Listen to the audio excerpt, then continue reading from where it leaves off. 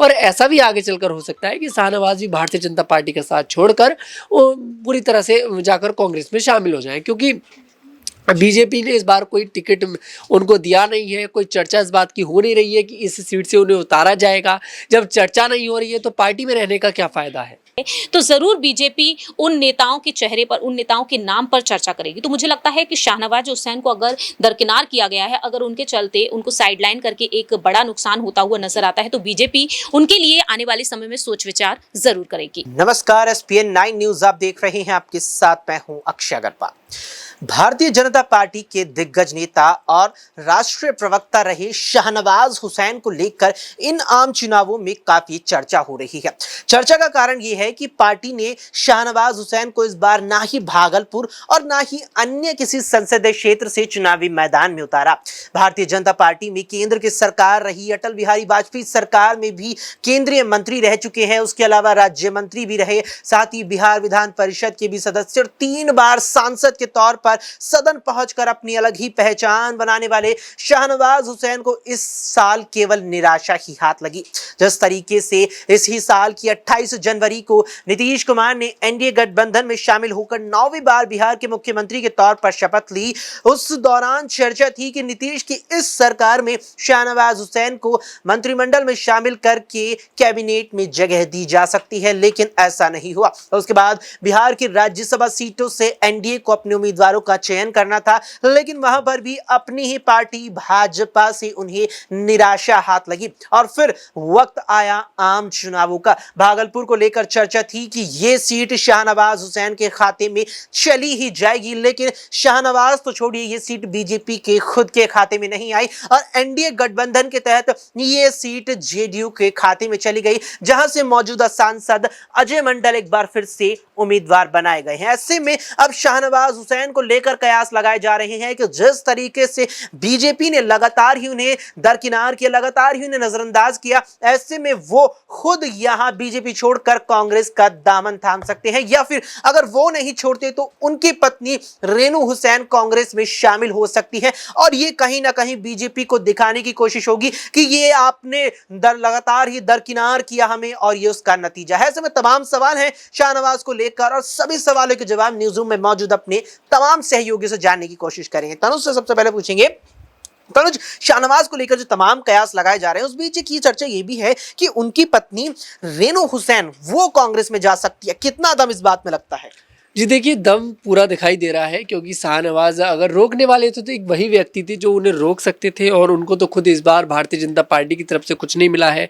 कुछ ने एक सीट तक देखी इस बार भारतीय जनता पार्टी ने उनकी झोली में अभी तक डाली नहीं है, और कोई उम्मीद भी आगे दिखाई नहीं दे रही है, क्योंकि बीजेपी जब बड़े बड़े दिग्गज नेताओं की टिकट काट सकती है, किरण खेर तक का टिकट काट सकती है, जिसको चंडीगढ़ से एक बहुत बड़ा नेता माना जाता है, अभिनेत्री भी हैं वो, उनका टिकट काट सकती है, और संघमित्रा मौर्य का टिकट काट सकती है, तो बीजेपी के लिए उनका टिकट काटना बहुत बड़ी बात नहीं है। हालांकि भारतीय जनता पार्टी के बड़े नेता हैं, इस बार उनके हाथ में कुछ भी नहीं लगा, तो वो अगर उनकी पत्नी जाकर कांग्रेस का हाथ थामती हैं तो क्या दिक्कत है। क्योंकि देखिए, एक नेता के लिए सबसे बड़ी बात है कि चुनाव लड़ना। वो किसी की टिकट पर लड़े, जब उन्हें बीजेपी से उम्मीद थी कि वो उन्हें चुनावी मैदान में उतारेगी, अब उन्होंने उन्हें चुनावी मैदान में नहीं उतारा, तो शायद ऐसा हो सकता है कि कांग्रेस उन्हें चुनावी मैदान में किसी सीट को ऑफर दे रही हो, शायद वही सीट ऑफर दे रही हो जिस सीट से वो लड़ना चाह रहे हो, तो क्यों नहीं जा सकती। पूरे दम इस बात में दिखाई देता है। शाहनवाज उन्हें रोकने के लिए कोई उम्मीद नहीं कि शाहनवाज उनको रोकेंगे, और ऐसा भी आगे चलकर हो सकता है कि शाहनवाज भी भारतीय जनता पार्टी का साथ छोड़कर वो पूरी तरह से जाकर कांग्रेस में शामिल हो जाएं, क्योंकि बीजेपी ने इस बार कोई टिकट उनको दिया नहीं है। कोई चर्चा इस बात की हो नहीं रही है कि इस सीट से उन्हें उतारा जाएगा। जब चर्चा नहीं हो रही है तो पार्टी में रहने का क्या फायदा है। जी बिल्कुल, यहाँ पर चर्चा नहीं हो रही है तो पार्टी में रहने का क्या फायदा है, तवज्जो नहीं दी गई पार्टी में रहने का क्या फायदा है। ऐसे में प्रांशी से जानेंगे, प्रांशी क्या वाकई में अब जो यहाँ पर अहमियत है, चाहे राज्यसभा नामांकन राज्यसभा के लिए चुनाव की यहाँ पर प्रक्रिया रही हो, पार्टी ने नहीं चुना, चाहे लोकसभा का टिकट देना हो वहां भी मौका नहीं दिया, क्या शाहनवाज खुद भी बीजेपी छोड़कर अपने राजनीतिक भविष्य के लिए कांग्रेस का रुख कर सकते हैं? देखिए, बात यहाँ पर अगर पार्टी छोड़ने को लेकर कर ली जाए अक्षय, तो हमने देखा है 5 राज्यों में जो विधानसभा चुनाव हुए, उन राज्यों में जब विधानसभा चुनाव हुए तो बीजेपी ने अपने कई दिग्गज नेताओं को पीछे रखा था। लेकिन अब तक देखा जाए तो ऐसा यहाँ पर जिन नेताओं को लेकर जो बड़े बड़े चेहरे रहे हैं जो चुनाव लड़ते हुए नजर आए हैं वह शायद ही पार्टी छोड़ते हुए नजर आए हैं। शाहनवाज हुसैन की अगर बात कर ली जाए तो बीजेपी के लिए जो वह खास माने जाते हैं, तो मुझे नहीं लगता कि वह पार्टी छोड़ने पर अभी विचार विमर्श करेंगे।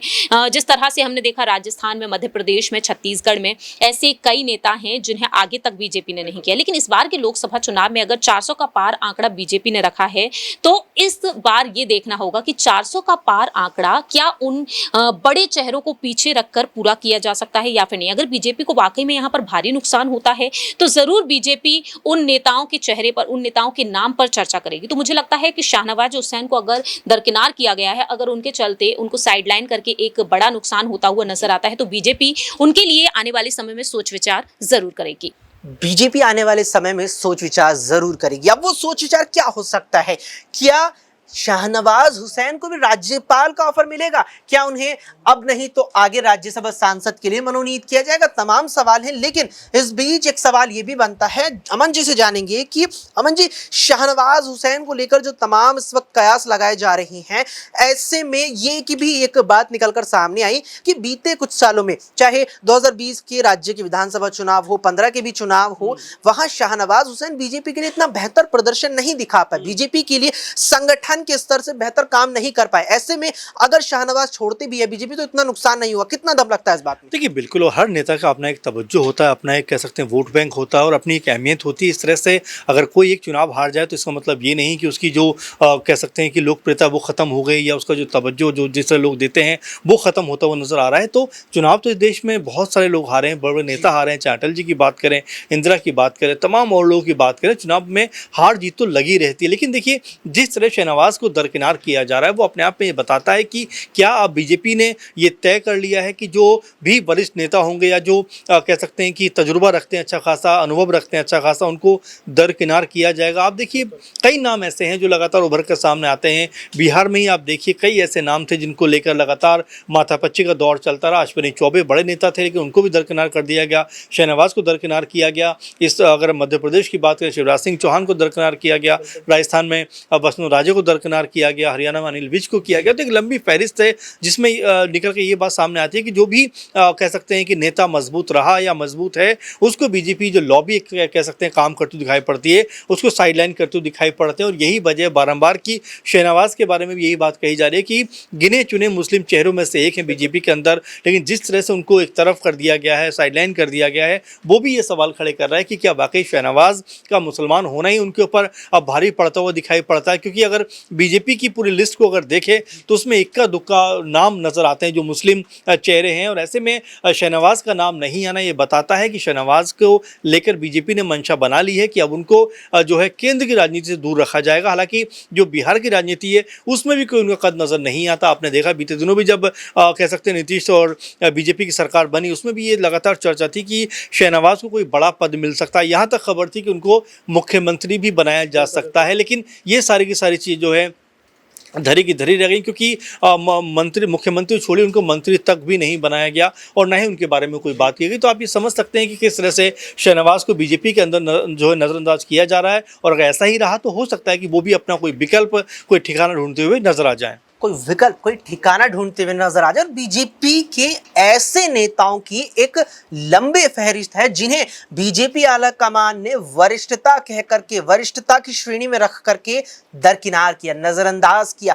नाम आता है, जिक्र आता है मध्य प्रदेश के पूर्व मुख्यमंत्री शिवराज सिंह चौहान, कभी छत्तीसगढ़ के पूर्व मुख्यमंत्री रमन सिंह, तो राजस्थान की पूर्व मुख्यमंत्री वसुंधरा राजे का भी। अब इस फहरिस्त में कहीं ना कहीं शाहनवाज हुसैन का भी नाम शामिल हो रहा है। लेकिन क्या शाहनवाज हुसैन का नाम उस फहरिस्त में शामिल होगा जिन्हें बीजेपी ने दरकिनार किया और उन्होंने बीजेपी से किनारा करते हुए अलग राह अपना ली? इस पर क्या कुछ आपका मानना है? कमेंट बॉक्स में कमेंट करके जरूर बताएं। फिलहाल के लिए इस पेशकश में इतना ही। देश और दुनिया की तमाम खबरों के लिए देखते रहें SPN 9 न्यूज।